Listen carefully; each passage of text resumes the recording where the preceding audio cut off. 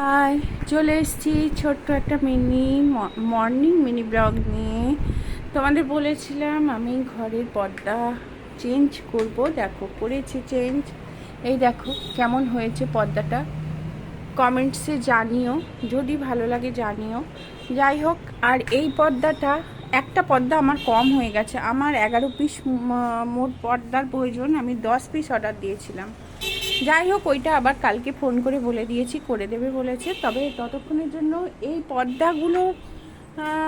পর্দাগুলোর সাথে ম্যাচ করে এখানের পর্দাটা এই যে এই পর্দাটা চেঞ্জ করব। আর দেখো, আমি ব্যালকনিটাও অনেক পরিবর্তন করে দিয়েছি। গাছগুলো সব আমি ওই বিটের উপর তুলে দিয়েছি, এখানে এই গাছটা রেখেছি। আর এখানটা দেখো পুরোটা ফাঁকা হয়ে গেছে, ছোট ছোট কটা টব রেখেছি। দেখো ছোট ছোট কটা টব রেখেছি, পুরো চেঞ্জ করে দিয়েছি ব্যালকনিটা। আর এই পর্দাগুলো কিছু পর্দা কাচতে দিয়েছি, আর কিছু পর্দা আছে একসাথে দেওয়া যায় না বলে দিইনি। আর চলো, এই যে বিছানার চাদরটা চেঞ্জ করব, এই ডয়ারগুলো পরিষ্কার করছি। আর অনেক কাজ, আমার হাজব্যান্ড বেরিয়ে গেছে পুরুলিয়া, আবার সেই দোলের ছুটি আছে, বৃহস্পতিবার রাতে আসবে। যাই হোক, এই ঘরেও দেখো পর্দাটা চেঞ্জ করেছি। সব ঘরে একই রকম পর্দা। দেখো আমার মিশু ঝগড়া টগড়া করে পিনির সাথে এখন বসে আছে। এই দেখো এখানে পর্দাটা চেঞ্জ করে দিয়েছি, আর আমার মিশু এখানে বসে আছে, আর আমার মেয়ে পড়তে বসে গেছে। আর চলো দেখাচ্ছি, সোফার কভার এখনও ঠিক করিনি, এইটাও এখনও ঠিকভাবে মোছা হয়নি। আর এই দেখো, এই ঘরেও পর্দা চেঞ্জ করে দিলাম, একই রকমের পর্দা দিয়ে দিয়েছি।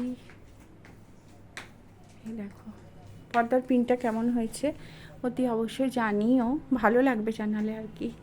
তা এই ঘরটা সম্পূর্ণ আমার পরিষ্কার হয়ে গেছে, দেখতেই পাচ্ছ সম্পূর্ণ পরিষ্কার হয়ে গেছে। আর চলো, ব্রেকফাস্ট এখনও হয়নি। আর এই দেখো, এই ভাতটা না আর একটু হবে। আর এখানে দেখো এই যে মাছের ঝোল ফুটছে, এই যে আমার আর মেয়ের মাছের ঝোল করছি। এই দেখো, এটাই আছে হচ্ছে আলু, আর কি দিলাম, আলু বরবটিগুলো একদম গলে গেছে। এ দেখো বরবটি, আলু, বড়ি আর রুই মাছ দিয়ে ঝোল করছি আমার আর মেয়ের জন্য কাঁচকলা ভাজা করছি। আর আমি বেগুন ভাজা খাবো, আমার মেয়ে বেগুন ভাজা খায় না। আর এই যে বাড়ির ভাত হচ্ছে, আর এই ভাতটা হয়ে গেছে, এই ভাতটা হয়ে গেছে। এই খোসাগুলো রেখেছি, গরুকে দেবো, এর সাথে আর কিছু একটু সবজি দিয়ে গরুকে দেবো। পায়রা চাল খেয়ে চলে গেছে। আর এই যে মাছগুলো নিচে বিড়ালদের দিতে যাবো।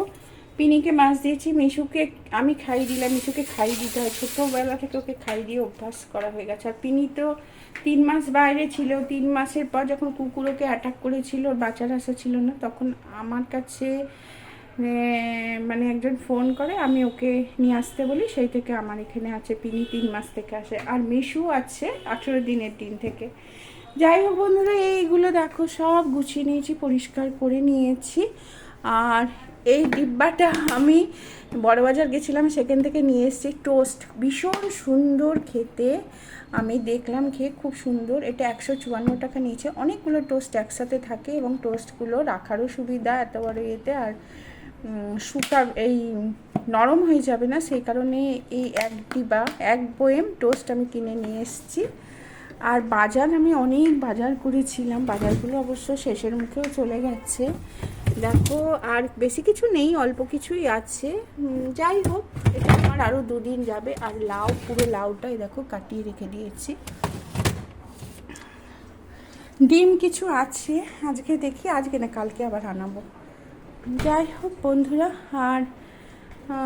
আর কি বলবো, আর তো কিছু বলারই নেই। কালকে ব্লগ দিতে পারিনি একটু অসুবিধার জন্য। কালকে আমাদের বিয়েবাড়িতেও, আমার 2 জায়গায় বিয়েবাড়িতে নেমন্তন্ন ছিল কালকে।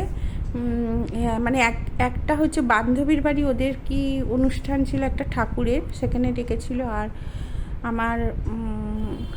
আমার হাজব্যান্ডের দিক থেকে আরেকজনের নেমন্তন্ন ছিল বিয়েতে, রিসেপশানে আর কি নেমন্তন্ন ছিল, কিন্তু আমি দুটোর কোনোটাতেই যেতে পারলাম না, কারণ আমার বাড়ির প্রচুর কাজ ছিল এবং আমার মেয়ের পরীক্ষার জন্য মেয়ে কোথাও যেতে মানে আর তো 1.5 মাসও মানে 2 মাসও নেই, ওই কারণে ও যাবে না বললো, এবং ও যাবে না আমি কি করে যাই, সেই কারণে আমিও গেলাম না। আমি মা আর মেয়েতে বাড়িতে রান্না করে খেলাম।